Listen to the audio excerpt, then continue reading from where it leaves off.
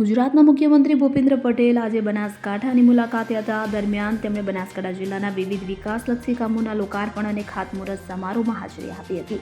ત્યારે તેમણે બનાસકાંઠાના સીમાવર્તી સુઈગામ નડાબેટ ખાતેથી ₹3.58.37 કરોડના વિવિધ વિકાસ કાર્યોનું ખાતમુહૂર્ત તથા લોકાર્પણ કર્યું છે, જેમાં ₹302.69 કરોડના વિવિધ કાર્યોનું ખાતમુહૂર્ત તથા ₹55.68 કરોડના કાર્યોનું લોકાર્પણ કર્યું. આ વિકાસ કાર્યો થકી બનાસકાંઠાની વિકાસ ગતિને નવી રાહ મળશે. આરોગ્ય, શિક્ષણ, એનર્જી, રોડ, રસ્તા તેમજ શહેરી વિકાસના અનેક વિકાસ કામોનું લોકાર્પણ અને ખાતમુહૂર્ત નાગરિકોના જીવન ધોરણને ઊંચું લાવવા મદદરૂપ બનશે. સરહદ પર સંકલ્પનો સૂર્યોદય નેમ હેઠળ મુખ્યમંત્રી ભૂપેન્દ્ર પટેલ સરહદી વિસ્તાર નડાબેટ ખાતેથી 1.83 કરોડને ખર્ચે નવનિર્મિત સુઈગામ બસ સ્ટેશનનું લોકાર્પણ કર્યું તથા 11 નવીન બસોને લીલી ઝંડી આપીને પ્રસ્થાન કરાવાયું હતું. Bureau report CN24 news. હવે જુઓ દેશ દુનિયાની તમામ ખબરો તમારી આંગળીના ટેરવે.